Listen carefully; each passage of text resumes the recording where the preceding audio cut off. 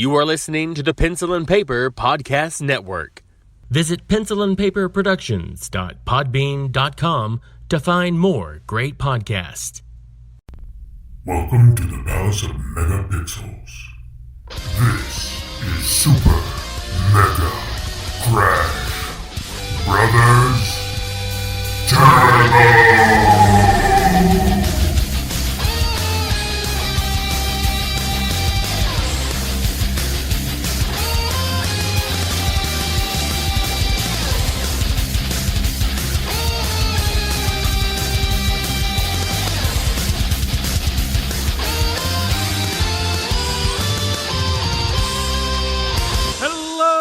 And welcome to Super Mega Crash Brothers Turbo. I'm your host, Stephen White. With me is my co-host, Lacey Finley. Happy Monday. How are you doing this week? Man, doing pretty good, man. Pretty good. Awesome. We got some exciting stuff on the show today. Oh, yeah. I'm pretty excited to show that off to people today, or listen to it, however you want to go about it. If we could show it off maybe. I don't know. One day. They can visualize it in their heads, and then we can just point them in a direction to say, hey, you can just stare at our pictures. Yeah. But yeah, later on we're going to be talking to Dirty Beast Games. Just stick around for that, will you? Stick around. They were a great group of guys. Yeah, that's the main reason you're here. But Lace, what have you been playing this week? Still getting Judgment Man. I am on the final countdown. It's I got to the point yesterday where the little message popped up going, hey, if there's anything you wanted to do before you continue this part, now's the time to do it, because this is the point of no return. Yeah, it even suggested you might want to start a new save. So I'm kind of curious, like, why? What are you gonna do to me? So I saved it there, and went back and did just a couple of other little things. But we're nearing it. I'm just about can say I can put this one in the glass. We were getting through it. So that's pretty much it. It's such a long game, so I've been just getting through that one. It's a lot of fun. Good. I'm excited to say that I'll actually have finished a game of this length in many years, Obviously not a 100% because I've skipped a lot of the side quests, so that wasn't the only game I was streaming for the rest of my life. But because some side quests get really weird. I found one yesterday, not safe for work. Had no idea. Live on stream, Mixer staff, even in the stream. It was great. Wonderful. I just kind of had that just happened. Good thing my stream was 18 plus. I was just like, okay, well, Judgment, maybe a little warning that some of that's going to be in there. Yeah. So, obviously I wasn't going to get into any trouble. It's not like I was like, hey guys, come on in today and this is what we're going to focus on. They saw me pick up a quest and go do the thing. And then we all just went to go, oh, that happens. Okay. And so I never flipped through a cutscene so fast in my life. So I have no idea what dialogue was happening. So keep that in mind, All right. When you're doing side quests, maybe don't have the kids sitting around. Gotcha. Okay. It's good information to have. Yeah, didn't know. Mm-hmm. But yeah, it's still a good time. Good. But I'm so close. So close. All right. How about you? Well, I think I'm going to rage quit Psychonauts because, look, I kind of explained it last week. It's a PS2 title. It's got bugs. And boy, oh boy, did I find a bug that is really just decided we're not going to allow you to beat this game. I am so close to beating this game. Oh, but you see, this bug. You know how in certain games they make you ride a rail and then you just got to slide down a rail? Sure. You try to jump off the rail and it won't allow you to remove yourself from it, right? Like it keeps you stuck to it. This is where you live now. Yeah. Because you're on this rail and it's all about the mechanics of trying to keep you solidified to this rail. Okay, I struggled with it in earlier parts of the game where I was trying to make these jumps and we're like, no, we're going to keep you on this rail. It's like, I don't want to be on the rail. I was like, no, you're going to be on the rail. Well, in this instance, when I need to be on the rail, it chooses, screw you, we're going to launch you from the rail when you want to make this jump to another rail, which is still on this path. Okay. But instead of keeping you on the rail, you're going to go straight ahead into the abyss and die. Oh. And Okay. yeah. And there's nothing I can do. The worst part about it is, though, and I hate myself for this, I got past it once, and I turned around to go get something, and now I can't go back. Yeah, no. I'm mad at myself for doing that. I was just and there's no way to just start that level over, I assume. Well, I'm going to maybe try it one more time in hopes that maybe just refreshing the game, restarting the game from scratch, maybe it'll scrub out that little glitch because it's happened before, where something screws up and I just say, all right, well, let's reset it, try it again, boom. But before that, prior to that, I was trying, like there was already an inkling that I probably wasn't going to get the platinum for this, but I like to try because why not? But then I found one of the trophies turned out to be this bullshit smacking whack-a-mole game, and it was just like, I'm not going to do this because the camera angles are just, you can't keep up. Mm-hmm. So it was just like, how am I supposed to do this? And then it speeds up to a point where you can't turn around in enough time, and the camera angles are just, you can't do it. Yeah. And I'm sure that there's a way to do it. I just don't have the patience for it. I tried, and I was like, all right, this is going to be the one thing that's going to keep me from getting that platinum, so I'll consider maybe just forgetting it. And then I got to another spot in the game. I was already aware of this one trophy, and then they took that away from me, mainly because I just made one little mistake, and it just triggered a cutscene. And I was like, now, wait a second. I didn't trigger this. You triggered it for me because I made one little mistake. Mm-hmm. So that took away another one. And then I got where I was trying to get to the last level. They didn't warn me that there was a point of no return until I did it, and they were just like, saving, point of no return. I was like, well, I can't do anything now. You didn't warn me beforehand if I was going to go forward. See, the plight of the older games. Yeah, so it was all this stuff. Plus, I also lost my save, which, it just crashed and deleted at some point and said, this is a... So it's just testing my patience. It's been one of those days, yeah. All right. So I don't know if I'm going to go back to it. Don't know if I'm going to beat it. I wanted to beat it, but, it needs to be remade if I want to actually play it. It needs to be polished. It needs to have all the bugs removed. Refine those mechanics, yeah. Right.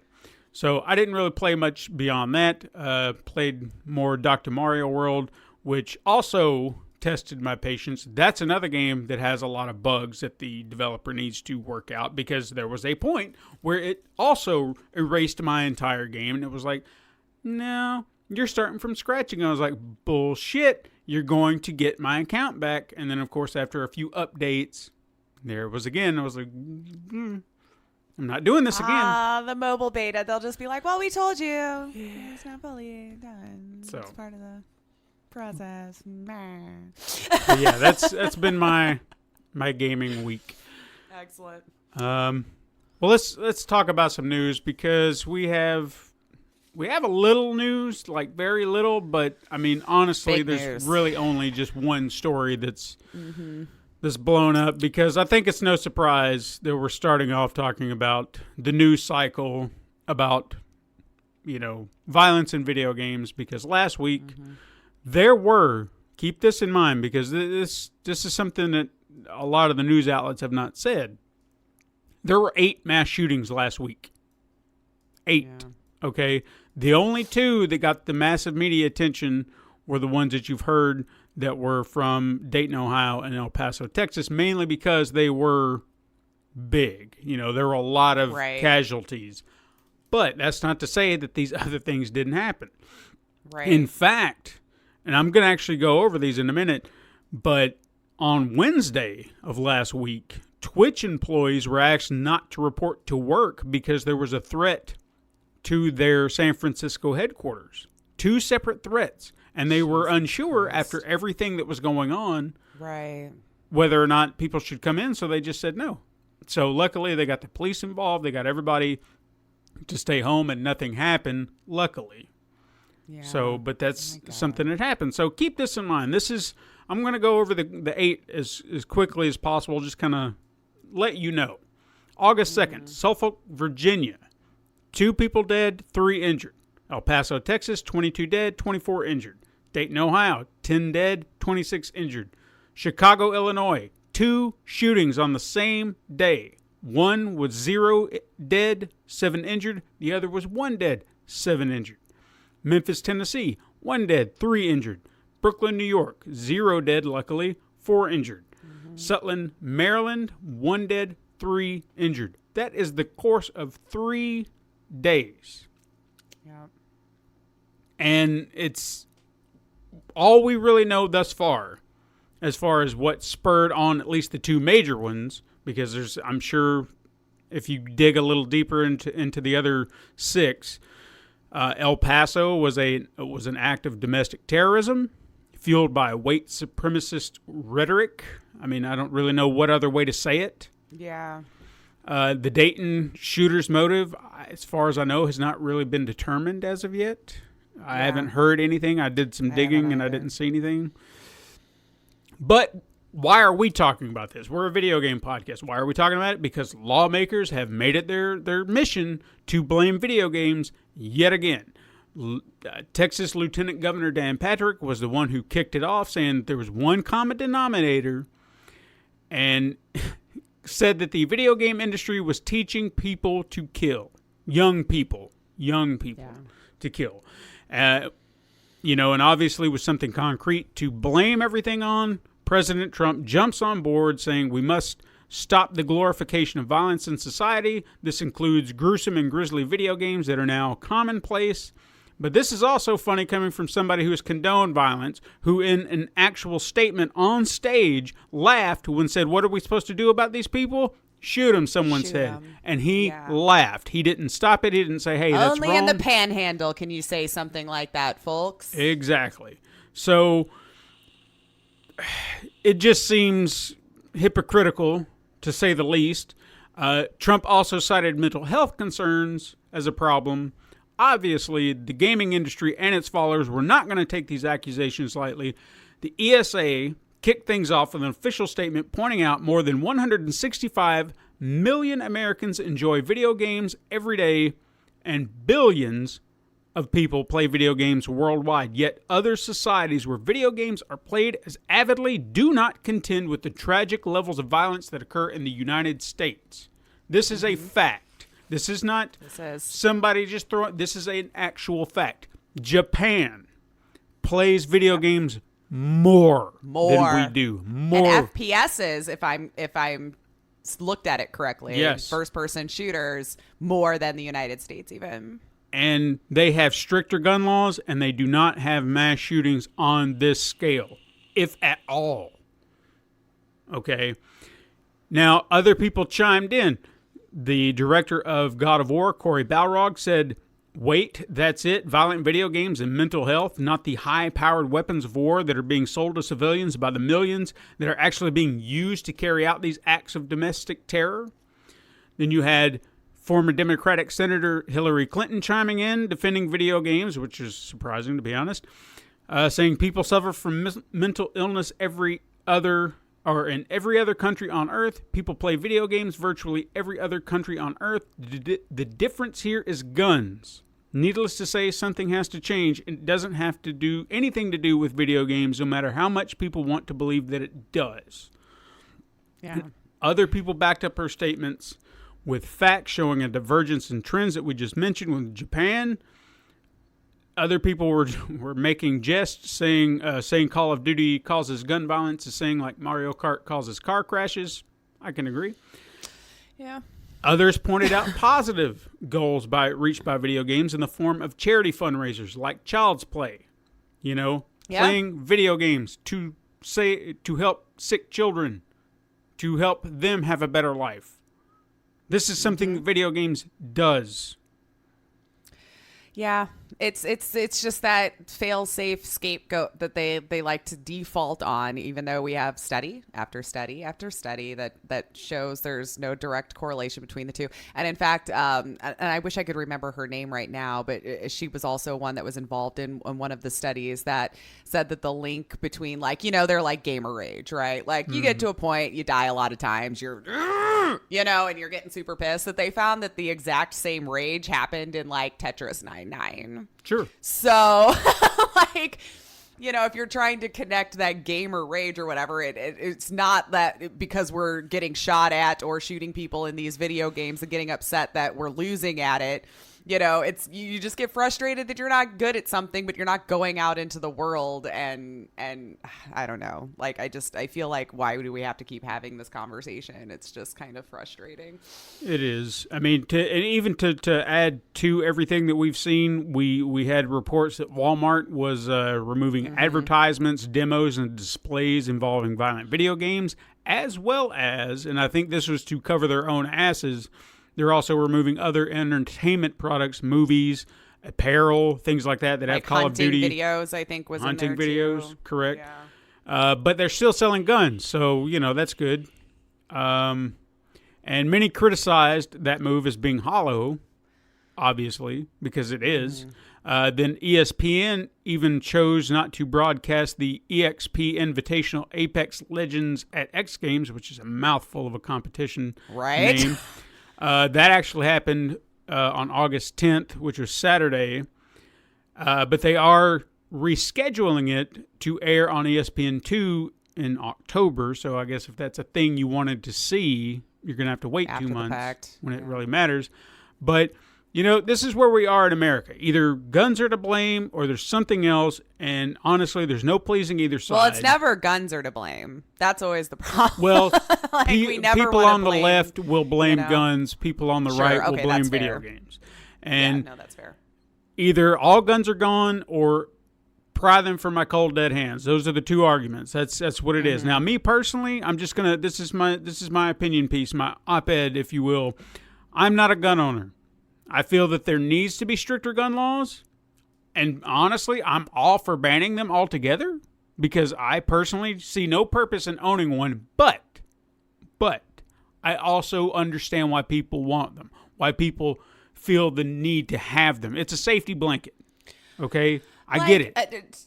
Yeah, and I'm the same way. Like, I don't myself personally feel like I need it. Like, now, if you live in like a rural area where like maybe you have bears, you have foxes, you have wolves and stuff that are on there, I get that. I get it. I get that. Like, or even if you want it for your own protection for whatever the reason is, but it's just the caliber of weapon that I feel like people just keep overlooking that we've been talking about. Like, it's not that I'm trying to take away your guns. I just feel like there's certain calibers of weapons that regular citizens have no use for. Sure. Like a legitimate use for, let's put it that way, with a moral compass. There's no need to have those. Right. And I wish that there would be somebody who could come together and just somehow make people understand that that's the distinction that I feel like the larger group of people are trying to make the argument for. And I've not heard someone flat out go, let's just take them away 100%, have this buyback program. We're going to take them all from you. I think it's just and I know it's way more complicated. I know I'm so oversimplifying this because I know people are always just going to say, well, then, it's the people who will get them illegally, and then those who should have them legally won't have it. Like, it's such a complicated issue that we've kind of gotten ourselves into here. And so I don't want anybody to think I'm just trying to simplify it down to just take it away. Like, I know that that's not 100% going to solve the problem tomorrow, but how many more of these do we have? It's always too soon. It's always too soon. I mean, if anything else, to your point of taking them all away, or what you were kind of saying, and people getting them illegally, Australia, no more guns, ban them outright. Are people really going to have the money to get them on the black market? I'm not saying it couldn't happen. If they really wanted it. Where there's a will, there's a way. Yeah, if they really wanted it, sure. But I feel like that high price on the black market's going to dissuade them a little bit to be like, Yeah. And even going back to the amendment, the Second Amendment, the right to bear arms, we're talking about something our founding fathers had no foresight into what guns would become. They were only familiar with muskets. You know, and even in that, it's to protect your home and everything like that. And again, I get it. Handguns, rifles for animals and things. I get it. Yeah. But like you said, there's got to be a moment. You do not need an AK-47. Nope. Things like that. It's just, you don't need it. If you think, I've even heard some argument about like protection from like the government taking your stuff or whatever. They've got bigger, better toys that I don't care if you have 10,000 of those things in your basement. If they want to take it, they're gonna. I mean, can you go against a tank or whatever it is that we just don't even know that they have? So I mean, not to laugh. That was in poor taste for me to do it that way, but yeah, I don't know. I guess, but it's not the video games. It's just. I wish we could get off that argument for sure. At the end of the day, look, I mean, I think we've mentioned before Todd's a gun owner, and seeing him as a responsible human being who will not do anything stupid with a gun. This is why I'm okay with gun ownership. You know, I know there are good people out there. So when I'm saying I support banning all guns, also understand that I'm saying if they don't, I'm okay with that too. But there needs to be responsible gun control laws. I don't want to take it away from somebody who is responsible. If you are a good human being and you have guns, I want you to maintain that right. Yeah. I don't want to take that away from you. And be a good shining example for the rest of what it's like to be a responsible gun owner. Absolutely. You are a responsible gun owner. You set the standard. There are people out there like these assholes who are not. Mm-hmm. But end of the day, the whole purpose of this, video games are not the problem. I have played my fair share of shooters, violent video games, the worst possible kinds, and never once have I had the urge, the desire to go out and murder 20, 30 people, whatever it may be. I have never had the urge, and it's not mental health. That is also another falsity. I'm sure it's a factor, because I think there's got to be something wrong with you to want to go out and do that sort of thing and actually act it out. Not necessarily, because a lot of these people have no history of it. And that's scary. That also could mean that we've just never let it go checked either. You know what I mean? Perhaps. Like, I mean, again, this is why this conversation is so complicated. Mm-hmm. Like, you know. Point being, guns need to be in check. Video games need to be off the table. They are not the problem, period. So stop using it as the excuse. Yes. Yeah. Let's move on. I'm going to get... Because we could do this, I'm sure, for a long time. All right. So the other story that I have is last week we kind of casually spoke about the video game Ooblets, which was an indie title that took the Epic Games exclusivity deal. Then they kind of made an ass of themselves, trying to justify what they did in the worst possible way, kind of mocking in a manner of speaking. What appears that they thought was going to be lighthearted in jest, tongue-in-cheek kind of thing. But it resulted in a backlash of the worst possible kind. They had so much toxic hatred spewed their way to the point where they it got really bad. So eventually the developer responsible for the original statements, Ben Wasser, released an additional statement sometime after this wave of toxic sludge, saying he miscalculated the engagement to the anti-Epic crowd, which he was trying to defuse the situation, try to cut it off, nip it in the bud early on, but apparently it just enraged everybody.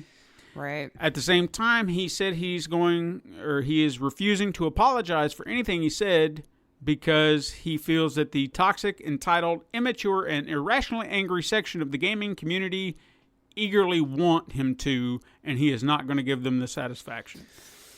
And in all honesty, good.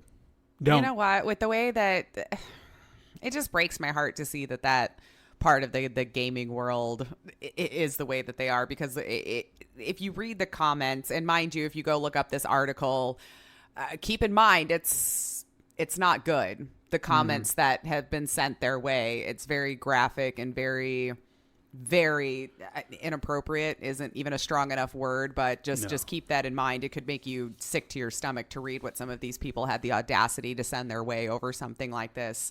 Why? Like I said, they're entitled, immature pieces of shit. But I mean, just wow.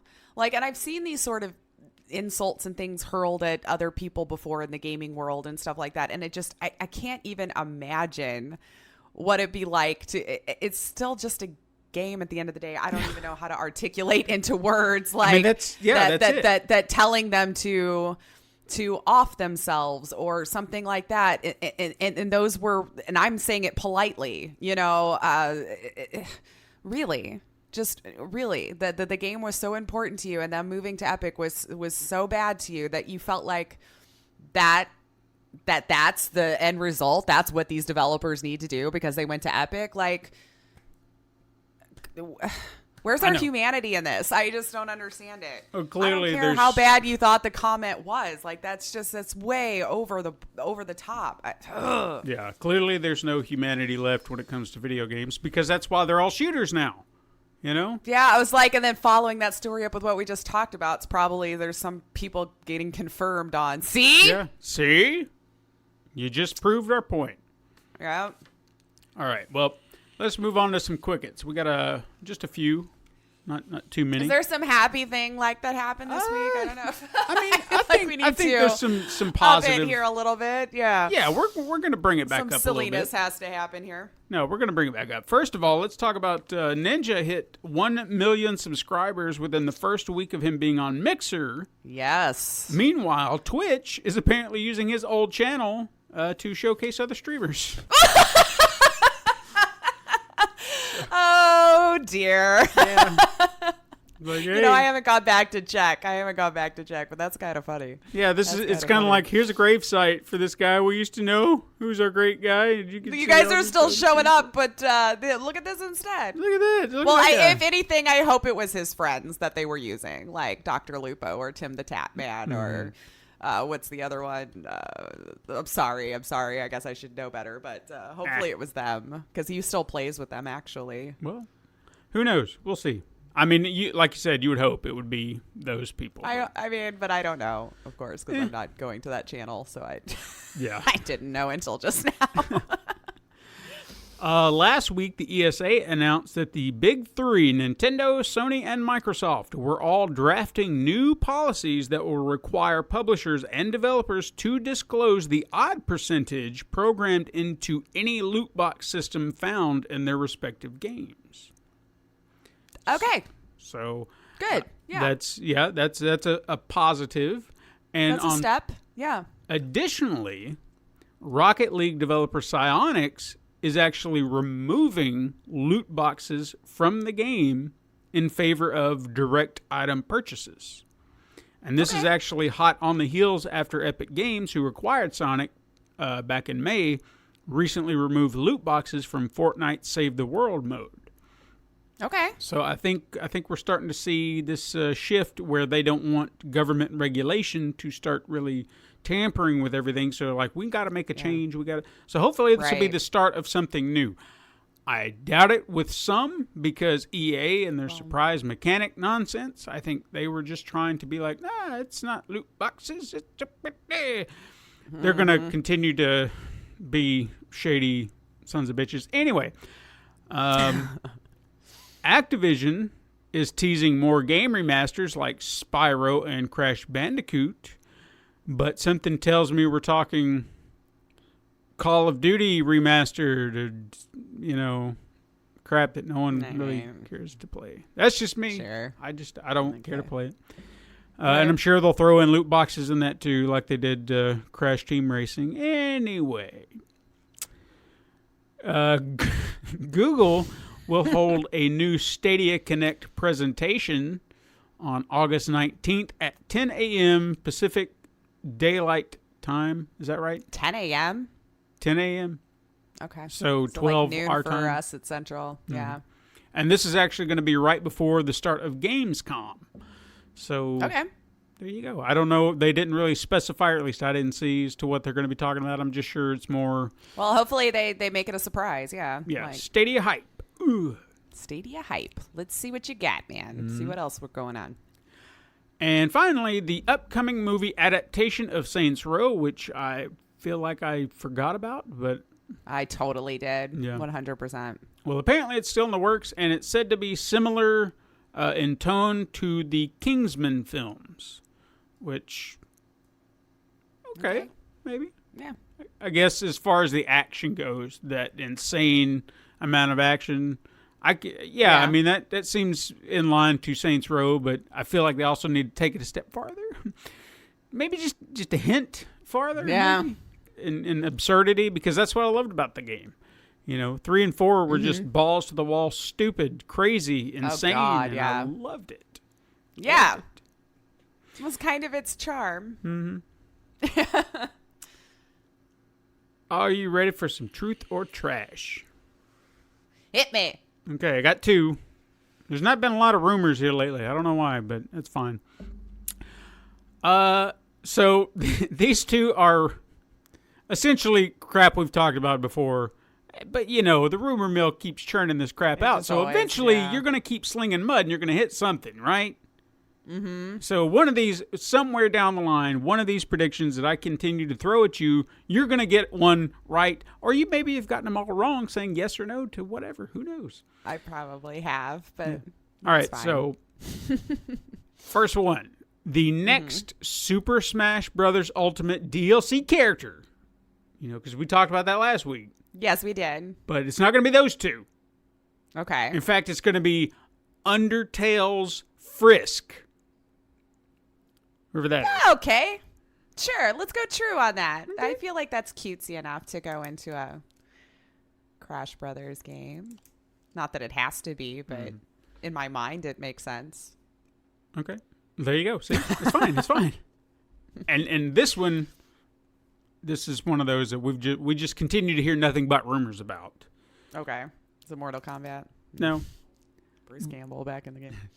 Bully 2 will release in 2020 for the PlayStation 5 and the Xbox Scarlet. In 2020, trash. Okay. I mean, we haven't had the 2 years of talking about it for sure being developed. I mean, we've been that how talking we about do now? rumors for at least 6 months. Yeah, but like our rumors were off of like a casting call that we saw for possibly the Bully 2. And I don't even think it said Bully 2. It was just like for a Rockstar game or something. And like we're just like, we're pulling at straws so hard because we want it. We do. We're willing to try to make sense of any of it. Everybody- So, but by 2020 seems too soon because Red Dead still hasn't been out that long. And I feel like Rockstar takes their time with games. So I'm do. going to say trash on a 2020 release anyway. It could be in the works, but I feel like that's too soon. Ironic that you say they take their time on games, yet they're still riddled with bugs. Well, no. I'm just things. saying. I I'm don't know. picking at them. I'm just picking at them. All right, let's. I got a little bit of weird news.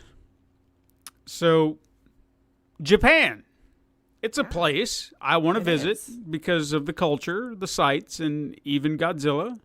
Big reason for that. Mm-hmm. But I hear he's doing tours. Did you ever notice that Japan always seems to get the good stuff? When there's something released and so like, oh man, I want that. And it was like, nah, it's only in Japan. And it's like, come on, man. Come on. Well, it's happened again. Okay. The annual Pikachu outbreak, which is a thing that happens, kicked off last week. And it actually ends today on the 12th, if you're listening to this on the 12th. And to celebrate Pokemon, they teamed up with Baskin Robbins to offer up Pokemon-themed desserts. First is a Pikachu ice cream cake, which is designed to look like Pikachu, and it comes in 2 flavors. You get strawberry or popping shower. And the Popping shower? popping shower. The latter is laced with Pop Rocks to Oh, dear. mimic the electricity in your mouth. Yeah. Okay. Fun. Alternatively, you can get an Eevee ice cream cake that is in chocolate or caramel ribbon. Ooh. And Team then, Eevee on this one. yeah. And then if you don't want an ice cream cake, you can get an ice cream flavor called Pikachu Thunderbolt Fruit Mix, which is a combination of peach, banana, Pikachu candies, and Pop Rocks that even comes with a little Pikachu spoon. Okay. It's adorable.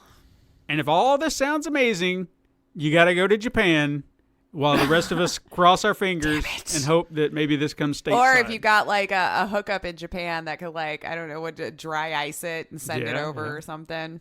I mean, come on, man. We got pay out the butt for it, but you know.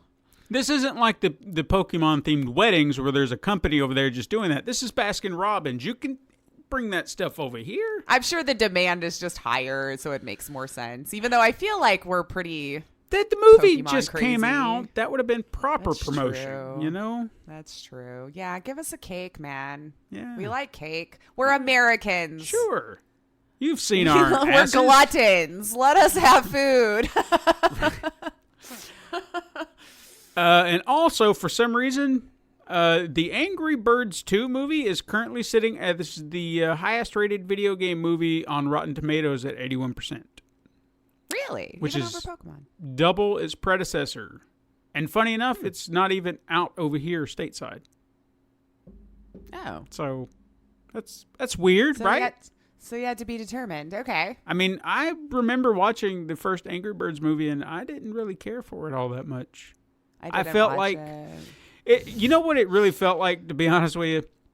It's like this movie could be good if you did not at some point try to acknowledge the video game that it's based on. And then what did they do at the end? It was clearly nothing but, all right, we got to do the video game thing, kind of like what they did in Doom, where they went into that first-person mode, and it was like, do we need this? Do we really need this? Mm-hmm. So essentially the end of Angry Birds is like, all right, now we've got to incorporate the game into the movie. So now we're going to shoot them all from slingshots. Why? Because you were working on this angle the entire time, and now you've ruined it. Just my opinion. Yeah. My opinion. All right. Let's do some release dates real quick. First up, on August 13th, we have Friday the 13th. The video game Ultimate Slasher Switch Edition for, you guessed it, the Nintendo Switch. I heard it's running pretty well, actually, on that, too. Then we have Exception for PlayStation 4, Nintendo Switch, and PC. Stellaris Console Edition Utopia, whatever that is. PlayStation 4 and Xbox One. Ancestors Legacy for Xbox One. Visara Collection for PC. Never Give Up for Nintendo Switch and PC. Then we have on August 14th, Bus Simulator for PlayStation 4. Visara Collection for Xbox One. Fail Seal Arbiter's Mark for Nintendo Switch. Slay the Spire for Xbox One. August 15th, Rogue Singularity, Visara Collection, It'll Do, and Cryo Gear, all for the Nintendo Switch. August 16th, Aratana. Yeah, that looks right. Aratana and the Twin Masks for Xbox One. Grandia HD Collection for Nintendo Switch. Escape from the Universe for Nintendo Switch. And then finally on August 18th, Far Lone Sales for the Nintendo Switch. I'm going to go back real quick. Bus Simulator made me think of it. Have you heard of the Penn and Teller VR game? Yep. Okay.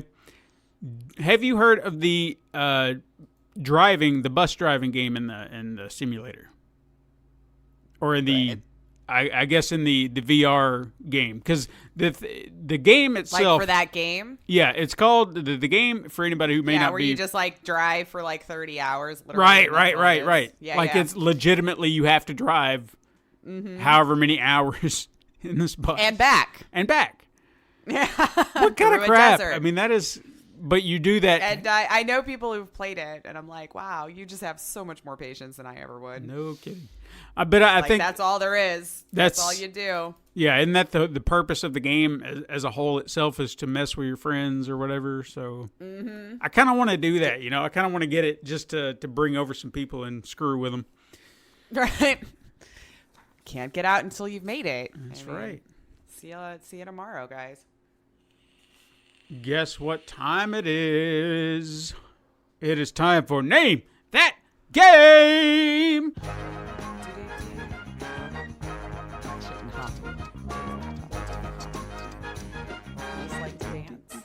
Okay, we're done. Okay. All right. I have, via Lacia Finley's suggestion, 3. Sweet. It's a nice sweet spot, man. Okay. It's a nice sweet Well, spot. if I come up with, if there was a really good one, and there's a lot of them, I'm going to give you more than 3, but I'll stick with 3 for now because for some reason last week I had trouble getting these together, and then this week was also the same try. Well, I'm lucky I've got these. we're too chatty too. Yeah, I that's think is true. our problem. One day we're just gonna have like a 5-hour Joe Rogan sized podcast because we just can't shut up. Well, I doubt we'll get that far. I've got other things I'd rather be doing. Not this. No, I mean, that came out wrong. Just life. We Yeah. just have to do life. I've Yeah. got other things we need to do as well. IRL simulator. Right, there we go. That came out wrong. I apologize. I like spending time with you. I like spending time with you too. I felt I like just don't know was that everybody wants to spend that much time Yeah. with us. Exactly. There we go. Thank you. All right, so first game. These are going to devolve quickly, mind you, so just be aware. Okay. The last one is just Ready. I had to. Okay. First game. This is a game that tells the story of an astronaut returning to Earth, which has been destroyed by natural cataclysms. Among the ruins, he finds an old lantern, which allows him to see alternate timelines that he can travel to. With the artifact in hand, the astronaut will journey through time in an attempt to learn the truth behind Earth's destruction and prevent it from ever occurring. Okay. Is this A, Imagine Earth, B, Home Possibly, C, The Great Perhaps, or D, Maybe We Can Do Better? Oh, I like D. Just cause. Mhm. I'm gonna say A. The answer Imagine is Earth. C, The Great Perhaps. The Great Perhaps. I don't like it. All right, well, 0 for 1. Nobody asked me though. I know. It's fine. It's fine. Okay, the next one. This game is all about sacrificing everything for the ones you love most. You are born in a world that wants to destroy your family. Dang it. Forkman and his evil minions have kidnapped your wife at the behest of the Crackpot, the evil leader of the Mafia gang. Test your skills in this action platformer to win the day of this episodic indie title. Show them your shell and fight another day. Never let them forget who you are. You are... A... Barkman. Oh. A. Agnes. B. The Baconator. C. Spoonman. Or D. Spork Spudley. Ooh, I like Spork Spudley, so you probably came up with that one. I'm gonna say the Baconator. Answer is B, I think it was. A. Agnes. I know. I know. It's disappointing. I'm sorry. You guys out there, hire Steven to name your games. That's all I'm gonna say. It's okay. I mean, they tried. I'm sure there's a reason. Agnes. Yeah, Agnes. Okay. The Baconator, though, man. Like, people would play it just because you have bacon in the title. I know. I'm gonna All right. I think I'm going to use Spork Spudley as a character somewhere. Yeah, you should. I like that. Nailed it. Yep. All right, the last one. He's shaking his head, y'all. I'm shaking my head because I apologize for how bad this is going to be. You didn't make it. I didn't, but I could not use this game because this is the purpose of Name That Game, is to find these outlandish, terrible games, and I don't really know why we're shining on. We're supposed to be mocking them, supposedly. Yeah. But, anyway. In this fun shooter game, you are not shooting bullets, but instead dildos. Oh, okay. Of all shapes and sizes based on the character you choose. Oh. The object of the game is to be the leader with the highest score. Said dildos are launched via your character's magical beaver, aimed at boats while you travel the deepest parts of the ocean. Be sure to perfect your angle, patiently wait for full power meter, then blast away. I kind of love it. Well, then tell me what the title is. Is it Okay. A, The Quest for the Great Sperm Whale, B, Whack-A-Hole, C, Beaver Fever, or D, Temptation Sensation? Ooh, this is kind of a tough one because I don't know that I would necessarily use any of those from the description, but I've been wrong by trying to assume they would put the beaver in the title since you're playing a beaver, which is kind of genius.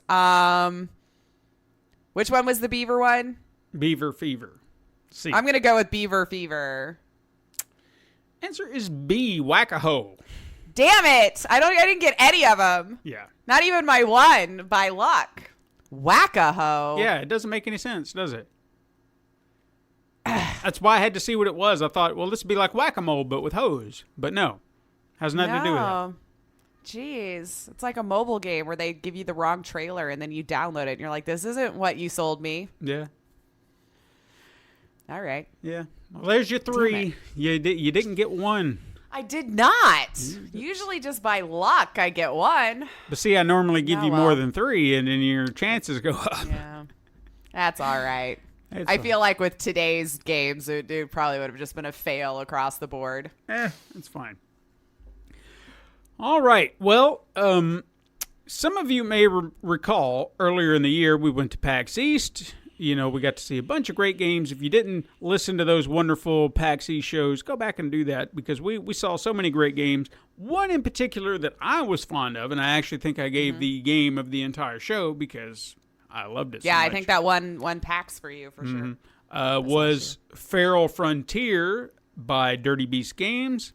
Well, guess what, people? We got to talk to Dirty Beast Games, as we said up they're front. lovely. Yeah, and we got to speak to Josh Chaney and Ken McHugh. That's the animator and artist. Josh is the animator artist, and Ken McHugh, he's the programmer and music composer of the game. And also, kind of in the back, you'll hear Felicia, who's kind of their whose fiance was that? Was it Josh or Ken? I can't remember. Man, I'm sorry. Yeah, they said I don't remember Sorry. which one. But Sorry, she's guys. lovely. She's the one who I had been talking to. So like kind of their unofficial community manager, but as he put it, so much more. She's keeps them on task, it sounds like, and is doing a fantastic job at it. Sure. And I think we think she was at PAX as well. We got to meet I her. think so, yeah. Because I feel think like she was the one I actually spoke to at the time I made it over that those two had broken off for a break or something. But yeah, we got to sit down with them, talk about their game, talk about their journey, getting there, getting their game off the ground. It's an amazing interview just to really get into their heads. I feel like I connected with them on so many levels. I think, Lace, Yeah. you did too. This is our interview with Dirty Beast Games.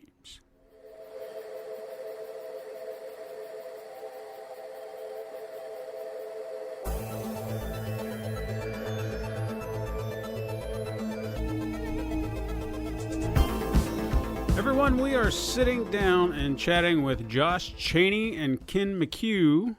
They are essentially Dirty Beast Games. Guys, welcome to the show. Welcome. Howdy. Yeah, thanks for having us.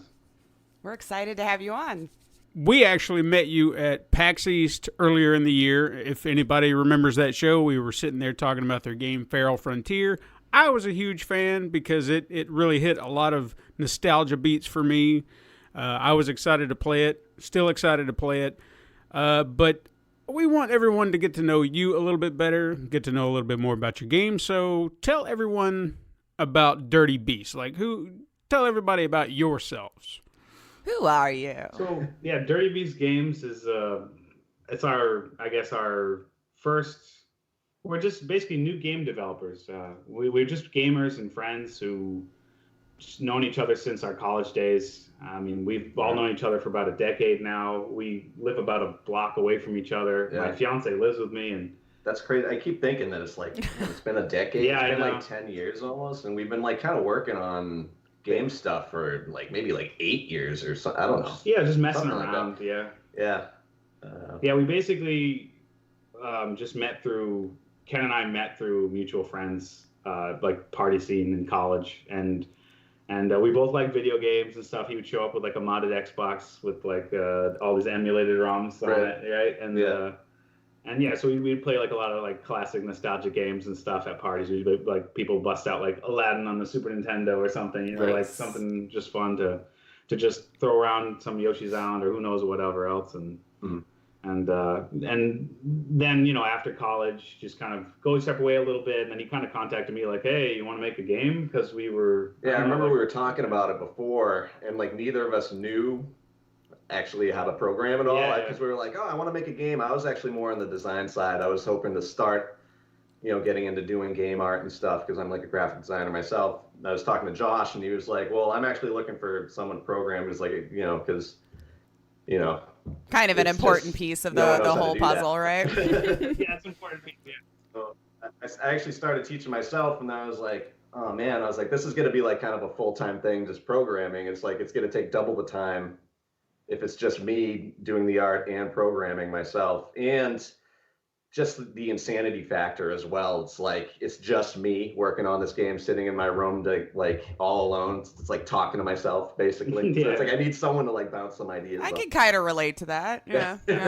Yeah, I know it helps when you have other people. I'm sure some people, like, it's great to have a one-man team sometimes because you have like total authority all the time, but it's also helpful when you have other people to kind of react and bounce ideas off of and stuff too, and it kind of helps keep you going, you know. Oh, for sure. Yeah, prevents kind of burnout. But we both had like little mini game prototypes that we both were making. I was making one that was kind of like, it was kind of like a Mega Man X style feel already, in the sense that it was but it was kind of like the retro Mega Man a little bit too, because you would, if you were crouching and pressed jump, you get the slide like the old Mega Man, but you still had the wall slide and the wall jump. There was a double jump in it, and then there was like a 360-degree aiming with a bow that you had to charge, and it would arc the arrows at different arcs depending on how long you charge it and bounce off surfaces and stuff. And that was kind of like where I started with my first kind of prototype. And he had like a cloak, and it was just like some boy with a cloak, and the thing you sent over, I think, was like a space shooter, right? It was like a side-scrolling. Yeah, the original idea, I wanted to make like an R-type kind of game, but like also an RPG somehow. So I wanted to have like branching paths and stuff, but it never got off the ground. Like 2D Star Fox or something. Yeah,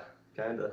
Yeah, I actually do want to have like some kind of side-scrollery, shooty level at some point, you know, something like that. And we do have like ideas for RPG kind of elements, but not so much, say, really branching paths, but kind of you can, it's still non-linear, but it's not exactly like branching narrative or anything like that.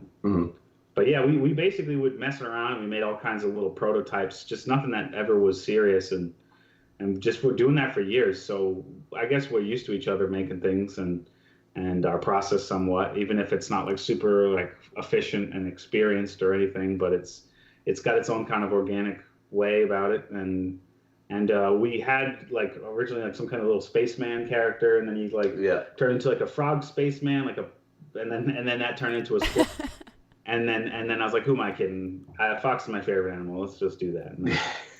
And so we went that route, and you know, obviously, so we're inspired from all the old kind of games, so those things all come in. You can see it kind of in the design when you play the game, and a lot of the other choices we made. Yeah, what actually prompted us to start getting serious is it's actually right before I just had a kid myself, and like right before the baby was born, Josh like approached me. He was like, because we'd have like lulls, you know, we'd work on stuff for like a few months, and then like we'd do our own kind of things for a while, and then Josh like came to me and he was like, oh, do you want to try to like get something serious going for Boston Fig, which is the Boston Festival of Indie Games? And I was like, you know, if I'm gonna like hammer down on something like this, I might as well do it now before I have a baby, because after I have a baby, it's just gonna be a mess, which it is. But I've heard there's a little bit more time before that gets thrown into the mix. Yeah. I can't speak from personal experience. I opted out myself, but I hear the plights of others quite frequently. So, you taught yourself to program? What's that? Oh yeah, yep. Interesting. Yeah, just from like YouTube tutorials basically, and just kind of messing around. I used to use. I started off with a program called Torque Game Builder. But then it kind of died, and then there was no community, so there was no real way of like, if I needed to figure something out, I couldn't go to like a message board or a forum or anything. Sure. So I kind of stopped using that and jumped onto Game Maker, and that's just what I've been using since. It's crazy how much Game Maker has progressed throughout the years. I mean, I remember like messing around with it in like high school a little bit. Drag and drop basic stuff, but like. You can do a lot with it now, and it has its own programming language and everything. It's very robust. It's a pretty like kind of amateur platform to begin. Everybody is like, "What, Game Maker?" When they ask us like what we do. And they're like, "Oh, you did this in Unity, you guys right?" are noobs. And like, I guess we are, but like, we're definitely noobs. And I remember being intimidated by Game Maker, and it's just kind of like. You just kind of like, these things are big undertakings, video games. And so it's easy to be intimidated, but we kind of just decided, you know what, like we just want to make them. And we've played enough video games in our life that I think we could have enough of a taste that we'd make to know what works. And as we kind of like figure our way through this, that's kind of the process, I guess.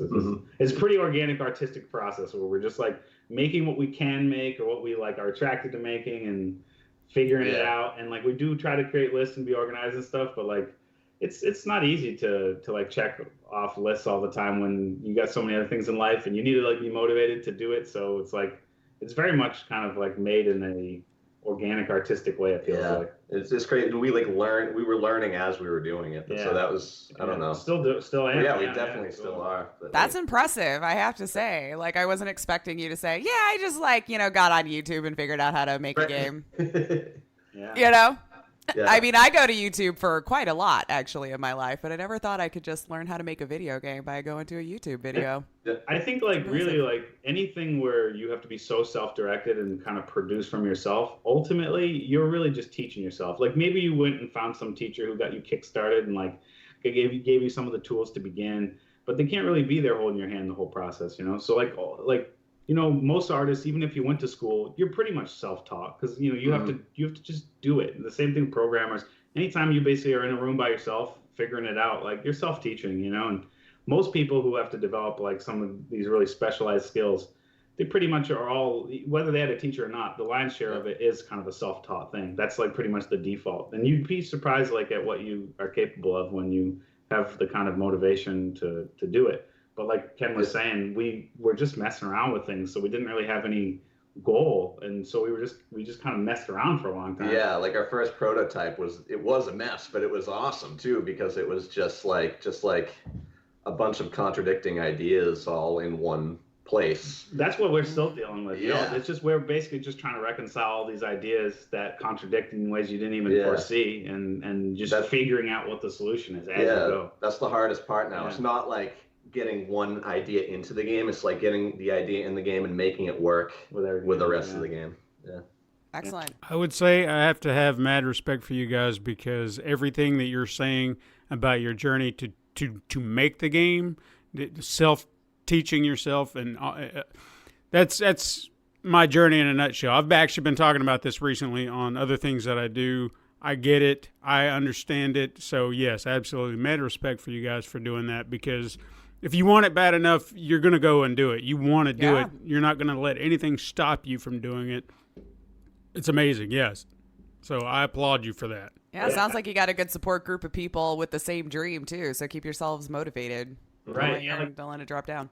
My fiance, Felicia, she kind of just like joined the team as just like she wants to help out in any way possible. And so she does in so many ways and probably primarily more of like a, I don't know, like social media manager / just interface. I thought the community manager aspect of it all. Yeah. But it's like, it goes beyond that kind of what she, because like we were talking about like Boston Fig, like we wouldn't have been there if she wasn't like, hey, this deadline's coming up. Pay attention. Like how many times have we gone to these events and you're like, you say, I could have done something, or I could have been here, and it's like, how many more are going to pass where you keep saying that? And so do it. And then like a month and a half before the deadline, we were like, oh, let's try to do it. And then we basically you wanted to migrate over to the newest game maker engine that just came out. Yeah. We basically lost everything by doing that. And so we had to start from scratch in like a month and a half and try to make it all over again. And a lot of things changed because, when you start the first kind of sketch, you kind of get places that you didn't anticipate in your original kind of, beginning thoughts. And then after you kind of get to a certain point, you maybe feel really committed to the stuff you put all this work into. And sometimes just like kind of like deleting it all and beginning again, you have more of like a holistic design coming around and you're ready to kind of like really think of it all, together a little bit more because you've kind of put those other thoughts into it before, and you can kind of get it back faster because you've done it already. And kind of just cherry pick the pieces that actually worked from the original builds. Yeah, there were some things we were like considering that you just decided to do when you migrated it over. Like we used to have a momentum based platforming, so it was kind of more like a Mario or Sonic. And then what ended up happening was like, well, that we felt like the idea was the more momentum you build up, the more knockback and damage you do to enemies when you hit them. But then we realized that would like basically simplify the combat so much that you would basically just be like hitting enemies that aren't even on the screen yet, that you're building up like top speed to hit, and one hit would pretty much do it. And so kind of the combat. Make that an Easter egg. I don't know. So now it's like we end up making some of those decisions, and I think it's helped out. So do you have any particular? I mean, granted, you've mentioned that Mega Man X seemed to be a huge inspiration here as far as design goes, and even from a musical standpoint for the score for the game. What were your inspirations for those particular elements? I mean, I do the music myself. This is Ken, and I'm just influenced by just like a ton of different kinds of music. And I grew up playing all these games. I actually grew up in basically my mom worked at a video store, so like I got like for access to like all the games basically like all the time, which is awesome. Nice. So, but like big influences for me, just like gameplay, just like lifestyle wise, like Earthbound was a huge influence for me. Music, Castlevania, Nice. the old school Castlevanias. Castlevania 4 in particular had like incredible stuff. Just a little bit of everything. I mean, those are the two big ones I'd say for me. Final Fantasy actually went once I got into. I had a big RPG kick when I was like a teenager, like the PlayStation RPGs. So like that was a good age. Like middle school, beginning RPG. Yeah, I feel totally. like that's a grindy time. I don't know what it is about that time. I played a lot of like Pokemon and Diablo 2 around that time. Yeah. But I guess like as far as like game inspirations, from an art perspective, like visually, I think you look at it, you can see Sonic in it. But then I'm still taking influences from Mario or Yoshi's Island, like Super Mario World or Yoshi's Island. In the sense that I'm keeping a low color count, generally speaking, on my sprites, even if I might be kind of rendering them a little bit more densely than the old games were because they were meant to be seen on standard definition. And now we have all these nice high definition big screen TVs. Right. So I can kind of give the pixels a little bit more attention than they would have gotten. But by reducing the color count, it kind of makes it feel kind of like those games. But like Mega Man X obviously is huge. As far as like mechanics, like for the overall structure of the game, the closest thing we could say movement, moment to moment, the closest thing we could say is Mega Man X. Yeah. But there's so many influences. I would say Smash Brothers comes in there because we've got this rock paper scissors thing going on with grab, block, and attack, and that's kind of like a combat kind of fighting game thing that very Smash Brothers influences. Smash Brothers is a huge game for me. And between like aesthetically like Sonic or just the Super Nintendo era, Mega Man X, aesthetics come into there because there's like technology and stuff that we're bringing into things. Like when you see in Mega Man X, like any of the Mega Man X games, there's always like a forest or jungle level, and the trees are like got all this like techno stuff kind of in it. Right. Yeah. That's in there, and it's the same way where when you see like Sonic the Hedgehog, there's these robot enemies, and if you like break them, there's like birds or little chipmunks inside and stuff. It's kind of like this some of those themes are there. But I mean, the spectrum of games I would say that like really include are some of the big classics from the 90s that we like really liked, like the old Zelda games, Right. the Oh, Zelda, Metroid, Sonic, Mario. Yeah, like just all the classics. But it's really very retro. yeah, Love it. so many there. Yeah, like there's so many little things that we borrow that there's so many homages. I mean, Banjo-Kazooie, Mario 64. Like you might not obviously see them in some cases like so overtly, but they're there. Whether it be in like how we decided to implement some kind of mechanic or element. You know, there's like so many. But yeah, it's such like a 90s gamer kid kind of console. I was gonna say, it seems like you grew up in the classic time, and it's good stuff there. Excellent. I remember, I think when I was playing the demo at PAX, there were a lot of little Easter eggs. There were nods and winks to old games. Is that something that you're still leaning toward, you're trying to do for the game, just as kind of a...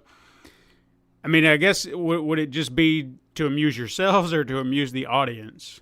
I mean, I guess it's just like, there's definitely like a wink factor. Like we have like Sonic, you can tell that there's Sonic influences, like when sometimes he like rolls into like a ball form. For the dash attack, stuff like that. I mean, I named the squirrel, not the squirrel. No, the squirrel, Conky. Yeah.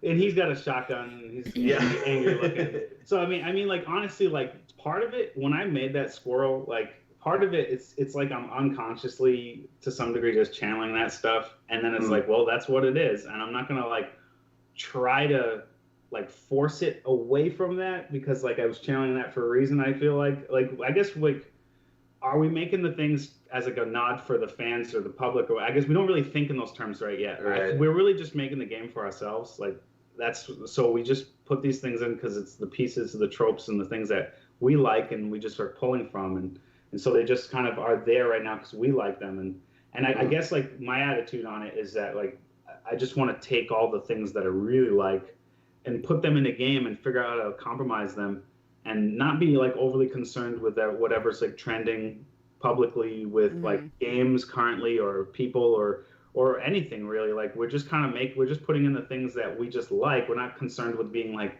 unique or different, or we're not like talking about those things too much. I mean, we do talk about that a little bit, like hey, you do have to try to brand yourself and be competitive in a marketplace and stuff to try to get attention, but like I would say like we're not driven by some like unique singular core idea that is supposed to like set us apart from everybody or whatever. I guess we're kind of just like, let's make the coolest, funnest thing with all the pieces that we like the best.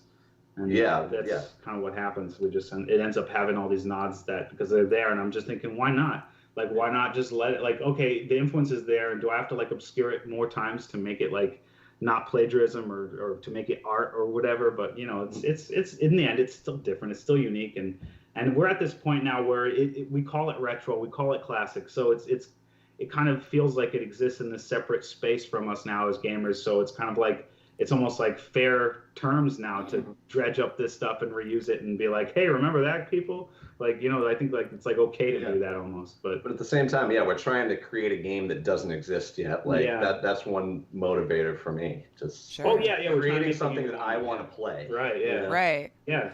Now, do you think the reception was pretty good at PAX? Did you feel like maybe the older crowd got it and the younger crowd was just like, wow, this is such a brand new thing that I've never been exposed to before. This is awesome. Like, did you feel like it was hard reaching out to maybe the younger generation who wasn't exposed to those amazing games growing up? I don't think so. I think a lot of like younger kids were intrigued. It's hard to know, like, because people come to us rather than the other way around. Mm-hmm. Oh, and fair. So like we don't really get like an accurate selection of the whole audience. So we will say like 20% of the audience is kids, probably less than that, but let's just say that that's the case. Do we get 20%, or do we get more than that? We get less than that, So I don't know what it is proportionately to the general audience there. So it's hard to know if the kids are reverse or kind of coming towards us and attracted. Or if hard it's to their know. parents are Right, their yeah. parents are obviously gamers themselves. Yeah. But like, you know, there Right. were so many like little kids that are maybe like 4 years old that would come up and like their parents would be like our age or maybe a little older, Yeah. and they'd be like, "Oh, this is like what Daddy used to play." Right, You know? and they're showing their kids those games, and those kids like know what they're doing on it. And so it's hard to know, is there a selection bias there where we're just getting the people who are already really interested? So all we end up getting is like pats on the back and compliments all day, because that's what, like, whenever, if you create a booth anywhere, if people aren't interested in it, they're just not going to come to it. Yeah, let's walk by. And it'll be kind of dead. So you won't hear people come and say your game sucks or anything. You just won't get a lot of attention. Not until you get on Twitter. Yeah. In person, people are still decent, and so they won't, so you generally, the people who come to your booth will just kind of shower you with praise. So it's just like a giant pat on the back all the time. So, actually, I find when it gets crowded, that's how it is. But like the people who show up early, like we had some really good critiques, I feel like early in the morning at PAX, like, people who are just kind of wandering in right at the beginning. It's just like it's empty and everything else is packed already. They had more time maybe to spend with it than others, And so they're maybe not as pulled or whatever as the crowd of people. And I think sometimes when you get a crowd, it kind of like, some people can't play, but they get to see it, and then maybe it adds to the allure because there's people around. But yeah, at PAX we were just packed, and it was super busy for us. And Seemed so like it. Yeah, awesome. we were in a good spot. It's a good problem to have. Yeah. So what was the biggest challenge then going into this? Biggest challenge. Well, I guess just probably different for us. For one for you, one for me, right? And then maybe we could talk about one that we share or something. But yeah, I mean, you were probably time management, right? Definitely time management. Yeah. There were a lot of times where like, we'd be throwing around ideas, and I'd just be like, no, I just gotta get this idea in the game at like a base level first, and then we'll figure it out after, and we'll flesh it out after. So there were a lot of things like when we first created the game for Boston Fig that were just like in there just to make it a game, essentially, just to make it playable in a way. And then we kind of branch off from there. But yeah, time is always an issue now that I have a baby. And I just got a new job too. So I've been trying to like teach myself a bunch of things that I should know for this job. So there's that too. So I'm finally getting back to the point that I'm like kind of like every night, sitting down with the game for a couple of hours, which is good because we can now keep progressing, because there was kind of a lull after PAX, I feel like, that I had to kind of sort some stuff out.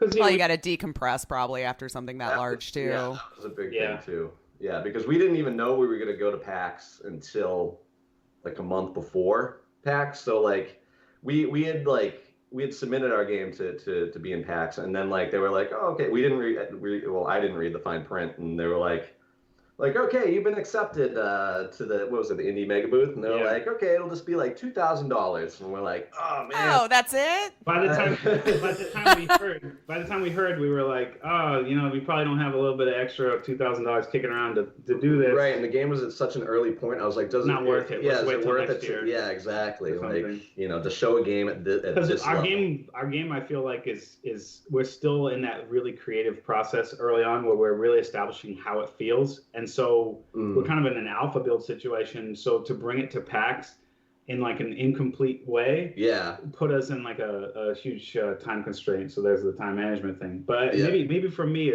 challenges from my perspective, I guess I would say. On making the game, there's all these challenges that life throws at you. But if your question's like specifically, what's hard about making a game, that there's so many things to think about, and like as a creative person, you want to think about all of them. But it's hard to organize them and prioritize them and create like a broad vision. That's a huge challenge, is like really nailing down like your broad vision and a plan.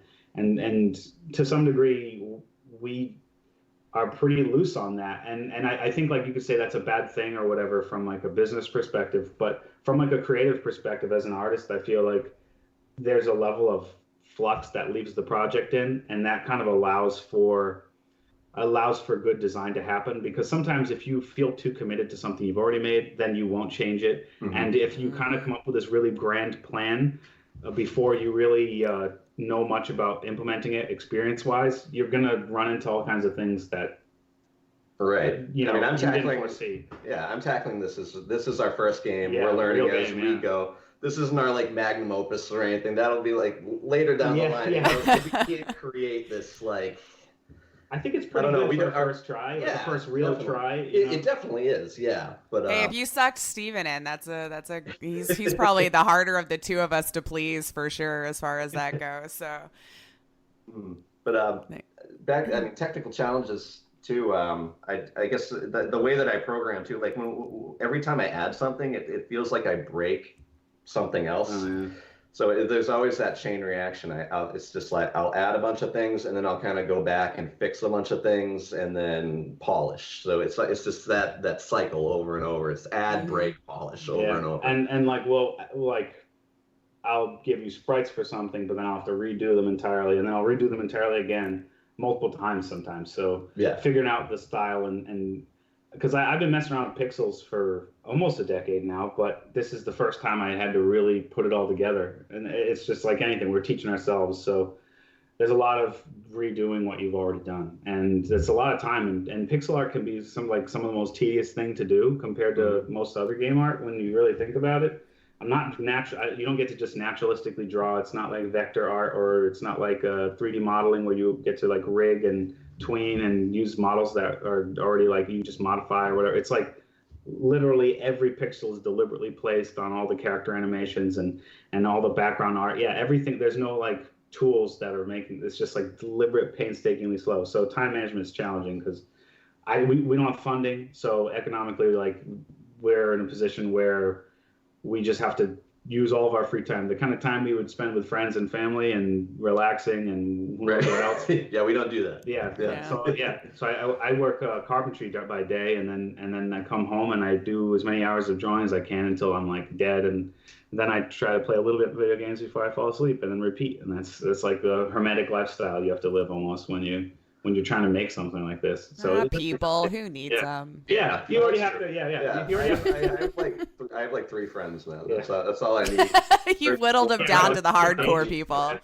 Yeah, I know. We see a lot of these young devs. They have like these huge teams and all these friends and networks and everything. And like we're on the other end of the spectrum where we're just like these 2 guys without these huge networks or whatever. And it just seems like for indie games, it's good to have a really low number on the staff because it seems like bloat is a problem that a lot of people struggle with. See, now I feel like I've gotten inspiration, Steven. We need to start a small indie support group because I feel like the more we talk to smaller teams, it's like the same thing where they're like, how do they find more than 2 people? Like I could bring you all together, see, and you could just like throw your plights into this Discord or something and get emotional support from each other and know you're not alone, you know?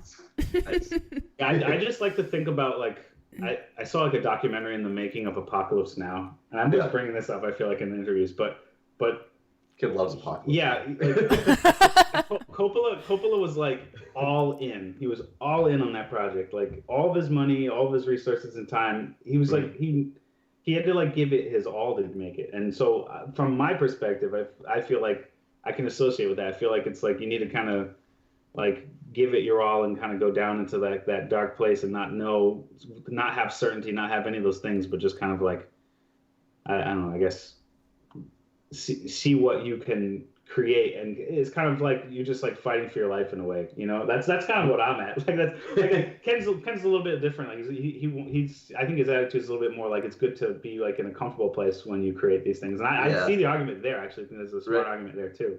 I just don't want to be another victim of the times now. I mean, all you hear now is just from like people who make games. It's just like you get that burnout, like you get that like these big game companies. You're just like a number. You're just like cranking away. That's all you do, and like gonna get laid off. The game's gonna get exactly. Yeah. So I mean, that's such a huge kind of topic. It seems now. like a it's challenge. like people just destroy their lives for the art that they want to make, which I guess that's good in a romantic sense. But like I'd like to be a success story in a way that it's like 100 years from now, people will be telling your tale, and it'll sound fantastic. You know. Yeah, I agree. I'd love to have tons of money thrown at me, but at the same time, like I guess like I'd say I've probably never been hungrier to make something like this, and and I think that affects my motivation. You know, to like keep. Yeah, but I mean, the way that I'm looking, and we're making the game for ourselves. Yeah. You know, I'm not making it for anyone else, even if other people, you know, are gravitating towards it. But you know, I'm making it for myself the way that I want to do it. Right. And that's just. And we're just hoping that there's enough other people out there that have a kind of crossover of experience of those games, because we come from a time where there were like actually really creative advancements and ideas happening in mainstream AAA games, and the kind of stuff that came out of these like quote unquote AAA companies and AAA game studios were things that felt playful and fun and in its kind of nature. And I think we really like benefited from being able to grow up in a time where that was the case. Now I feel like the games are more predatory in their design than ever. Right. And so it's like the kind of games that kids are going to grow up with now, or it's like we just got lucky at a critical time to kind of be influenced by that stuff. Oh, for sure. Yeah. You know, I hope I don't repeat myself, but you guys, I mean, just listening to the passion you have about what you're doing, why you're doing it, I mean, you guys are kindred spirits just on the video game front, because I get it. I am with you 100%. I get what you're doing. I mean, it's just, wow, it's uncanny. It's uncanny. It really just is. Hearing like you I'm talk. listening to them talk, and I'm like, Steven, all the conversations we've had over the last like 2 weeks, like, yeah, it's just right here. I think we all just became best friends. That's all I'm yeah, gonna we say. did. It's like the common struggle of like a small team, entrepreneurial team, and especially in a creative kind of environment where, you know, what we're producing isn't physical, and it needs to kind of stand up and as something that people just want to consume because it enriches their life somehow. You know, like how are you going to pay us money and waste your time? Yeah. You know, I probably wouldn't use that as my elevator pitch, but you know, yeah. Give us your and money waste and it all. your time. Yeah, that's tagline. Yeah. Actually. So, that's always something I think about, you know, like maybe I think things too seriously sometimes. I'm like, what's the meaning of it all? but yeah, sometimes I think about that stuff. Now, I'm curious, since you kind of mentioning that, have you considered crowdfunding, a Kickstarter, an Indiegogo, anything like that? That's something we go back and forth on quite a bit, and I don't know the way that I think we have the same opinion, sometimes differing opinion. I don't know, Josh, you could weigh in on this too, but like I don't want to take anyone's money until I feel like I'm almost ready to deliver something that they're gonna love. There's more something. certainty, and the more certainty that we're closer to the end of. Yeah, we've never fully finished a game, so we feel like there needs to be a bigger proof of concept first. You know, if we had a reputation, I don't want to like jerk people around either. Like, you know, like there's always that expectation when you give someone money, and you know, there's always goodwill people out there that are like, oh, you know, make your game. Here's some cash, but you know. They also become the loudest voices in the room when something goes sideways. Yeah. Yeah. And like I've always, I guess like fair enough to some degree. Like, you know, if they put the money in, they should be able to speak on it. You know. Yeah. And you know, you don't want to have a problem. And a lot of these people, some people manage to do it well. A lot of people do have challenges, and we are a 2-man team, so we also think like it's kind of scary because like how can we promise really hard deadlines and things when this is kind of a new thing for ourselves. So these are all things that we think about like ethically about, you know, being crowdsourced and whatnot. But on the, you know, another thought that I have is like, what's the point of a crowdsourcing unless it actually like funds something about the game to be better, or, you know, basically come out with more quality, more scope, earlier, one of those dimensions essentially. Or, you know, I guess you could argue that it wouldn't have been possible without the funding. But in our case, we're able to kind of slowly push this thing along with our day jobs intact already at this point. You know, so there's kind of like, as long as we have the ability, the fortitude, we can. It's kind of like this inevitability potentially. But like, so what would a Kickstarter really grant us? It would grant us the ability to, like I said, increase the quality, the scale, and shorten the delivery, the delivery window. But it would depend on how much. Exactly. We would have to be able to raise enough funds to afford to do that. Otherwise, it's kind of like a pointless thing. So there would just be little things here and there. It's like, oh, maybe we raised enough money that I could get a new computer, or I could buy more like equipment to do sound and music Or like and stuff another like spot that. at PAX to help market. Right, exactly, and that's actually one of the most practical things. Yeah, that those we've are been talking about. practical, Like, you know, like because you know the $2,000 PAX thing that came out of nowhere for us, and we were like, oh crap, maybe we should start thinking about this kind of stuff, but just for conventions, you know. Yeah. But you know, in terms of like creating the game, it wouldn't make sense for us. I don't feel like, unless I could just like flat out quit my job and work on the game. That would take a good chunk. That would take a lot of money. So it's like not likely to be able to like crowdfund everything to like full time this thing and by itself. But the thing is we live in a day and age now where the crowdfunding is like part of the stepping stone to finding a publisher who's then gonna take you on. It's kind of like and it's sad because like let me think. There was a game I just saw that just got picked up by a publisher who had a really successful crowdfunding campaign months back, and their release date's actually relatively soon. So when you think about that in the life cycle of the game, they were pretty far along before they got picked up by a publisher. And so publishers want to like externalize the risk as much as possible. So they'll get you when you're real close to being finished, when you're really small teams, so they don't have to pay a huge overhead. And if you've been crowdfunded already, it really shows them that there's already basically people out there who are interested. And it also means that they have to put up less money up front. So then when they throw their name on it and take half of your revenue at least and potentially own your IP, you know, these are kind of like battles that you think about. Like we've been approached by a publisher who spoke about taking about half and potentially at least half, and then potentially owning the IP. And then it's like what would they really be able to pay us to do it when they themselves expect like 20,000 copies sold in the first year, you know, at like $10. And then, you know, once, you know, distribution platforms take their cut and everything, you do the math, you're like, there's no way this could ever work with you guys. So you have to really find the right people and I think if you find the right publisher who's not only, you know, going to respect your IP or not take too much of a cut, there's also the fact is like, does their brand expand the reach of what we're trying to do? And because that's really the big important thing. And so like we're kind of doing a nostalgia thing. So we liked the idea of getting picked up by a brand who does the kind of nostalgia thing too. And so that's kind of like maybe that would work out if we could find somebody who did indie games, who did nostalgic stuff and liked what we were doing and picked us up. You know, somebody like a Yacht Club Games or something like that. Like that could work. But I don't even know exactly what they entirely want from their games. In general, we would talk about it like our game might be rated like T for teen potentially. Do they want an E for everyone thing? And that's something to think about because we've just been thinking about it from a creative's perspective of like making whatever we want, you know? Yeah. Well, it seems like that you guys are on the right track then. Just like, you know, for you, it's working to continue on the way that you're doing it and not having to compromise any of those things at this time unless it becomes a necessity at some point. But I mean, we've talked to a lot of them that just managed to make it on their own too, beholden to just their own, and I think there's validity in doing it that way too, for sure.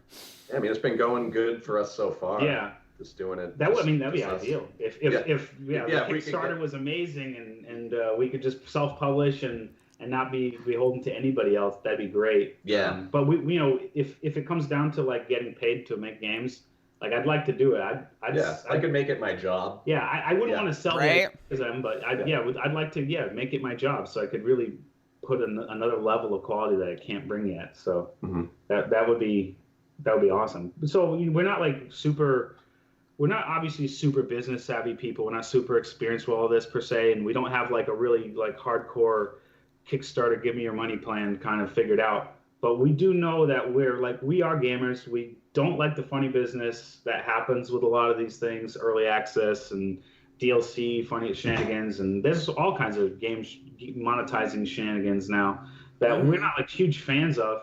But you know, we figure we're just two guys making something that we really care about.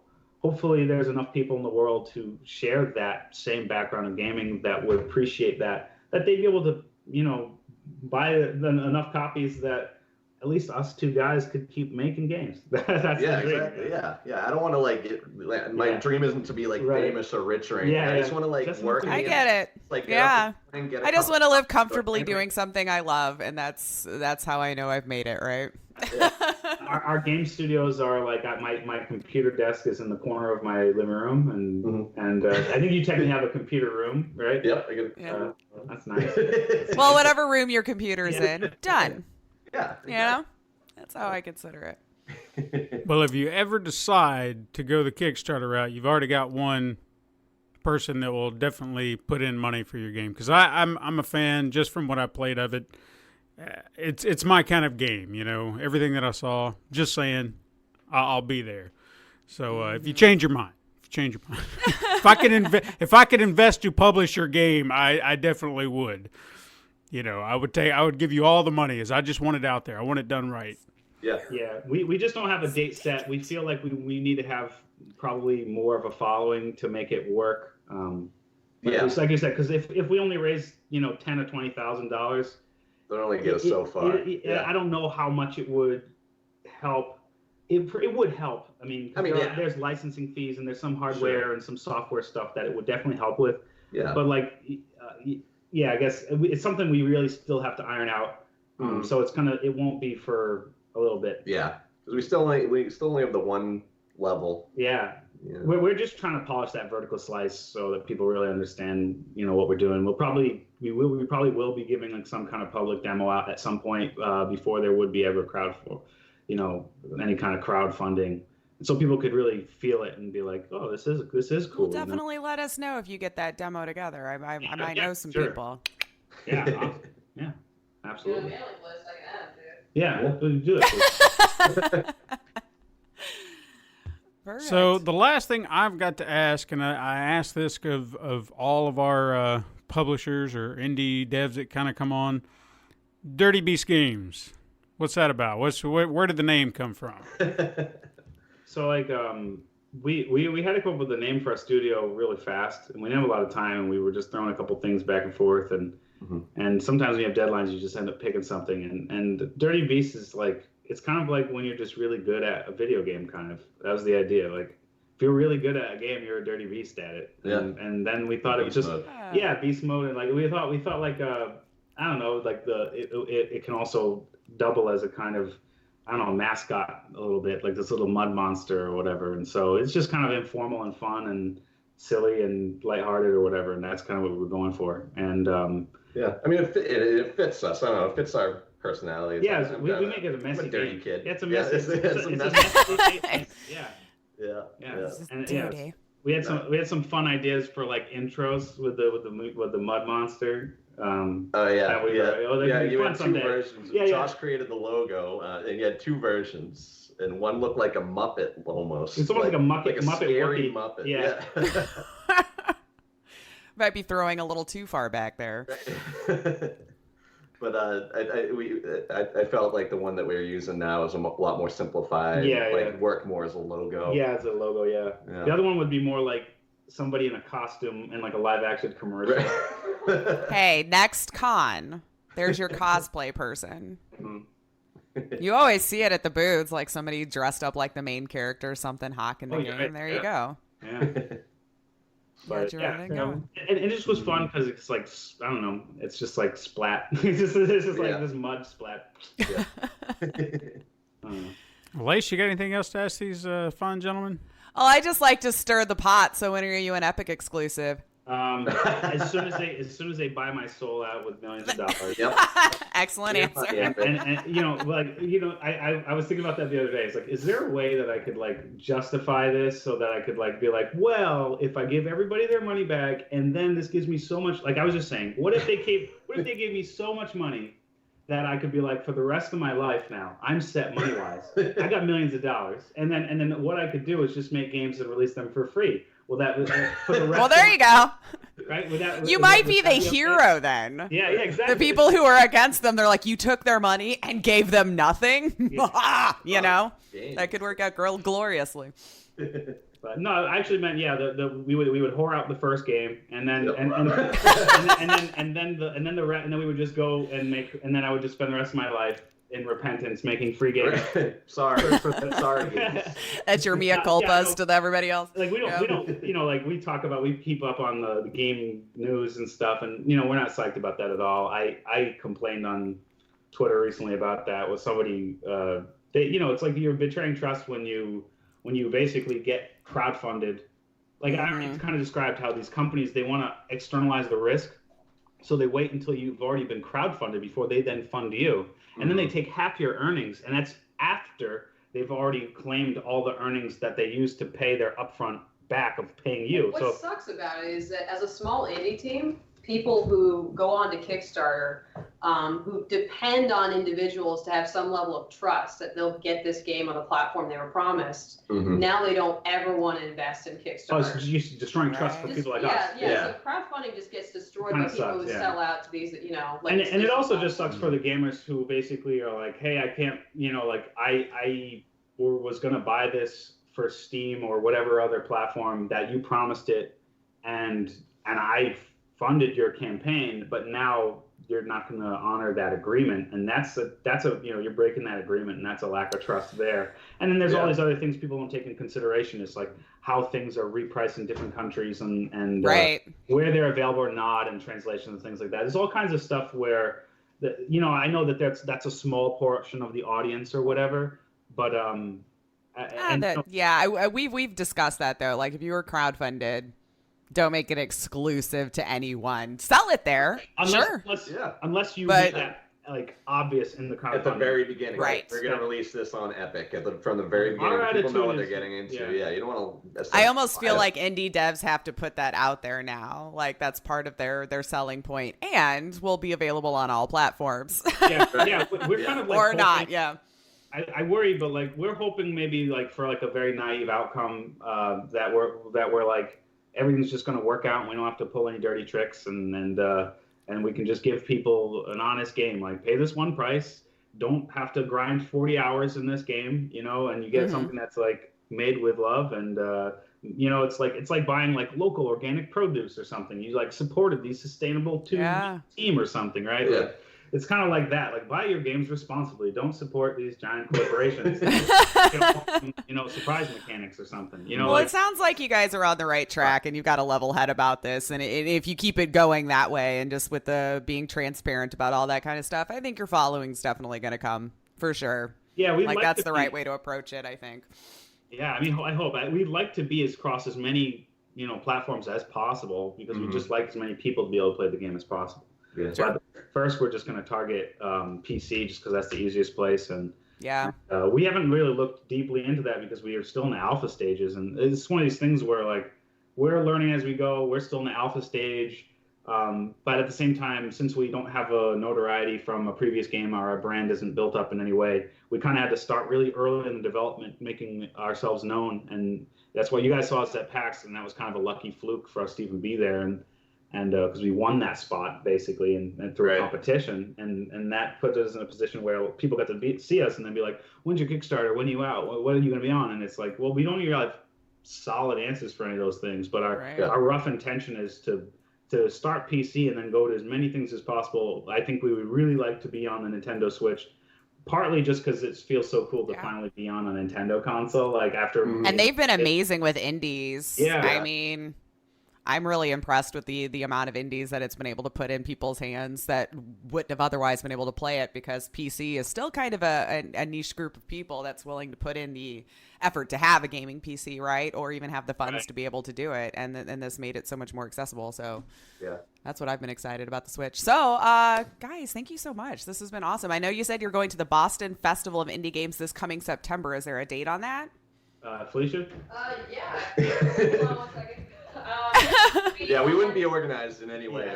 So it's going to be on September 14th. It's at the Harvard Athletic Complex, and it's going to go on, I believe, from 9 a.m. to like 4 or 5 p.m. Perfect. Just have a look out. I think they have ticket sales on Eventbrite, but you can also go to bostonfig.com if you want to learn more about it. Perfect. Play our game and vote for us for the People's Choice. Yes. There you go. Yeah, if you're in the Boston area, go check that out for sure. I know we were excited to get to play it at PAX and get our hands on it. And there's an opportunity coming up very, very soon. That's right. Don't forget, you can follow them on the social medias, Twitter at Dirty Beast Games, Instagram, Facebook. All these links will be down in the description areas down below. So go check them out. Go give them a follow. Check out Feral Frontier I'm a fan. Please. I'm not just saying that. I am a fan. I want people to play this game. I want it to get some attention. Spotlight. So, guys, Josh, Ken, and even Felicia in the back. Yes. Thank you so much for joining us, and I hope you guys have a wonderful day. You too. Thanks, you Thanks too. a lot. All right, take it easy. Have a good one.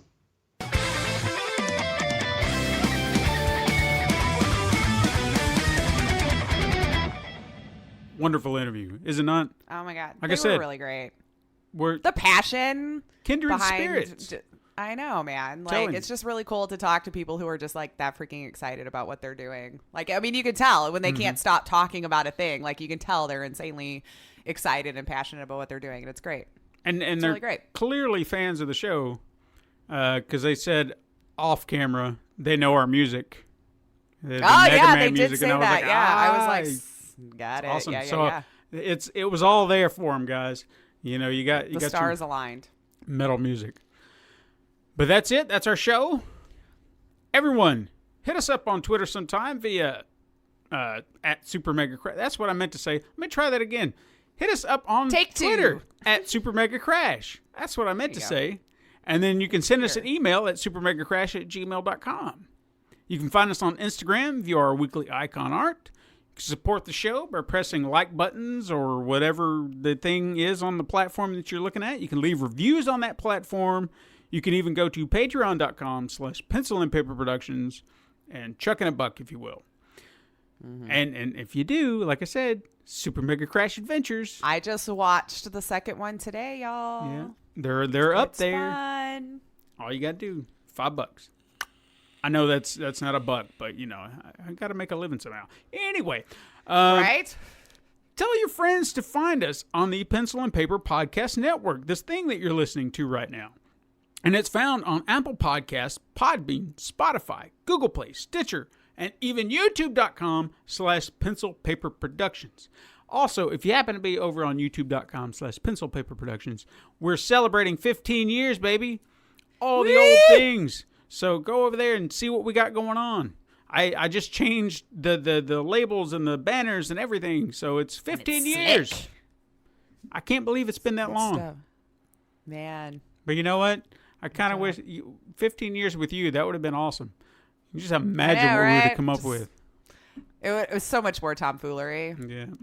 If that was even possible. We're here now.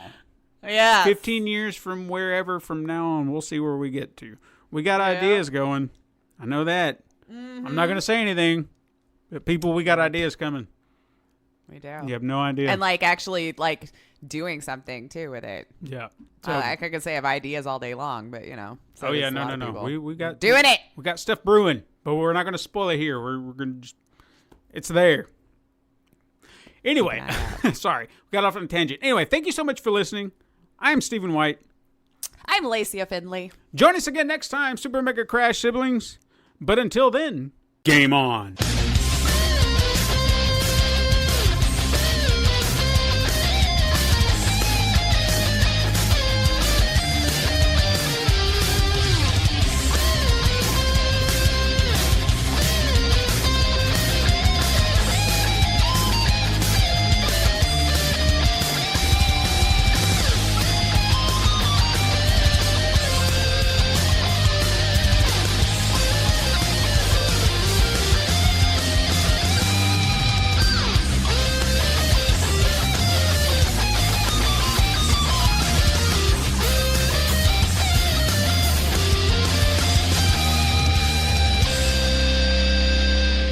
This has been a Pencil and Paper Podcast Network production.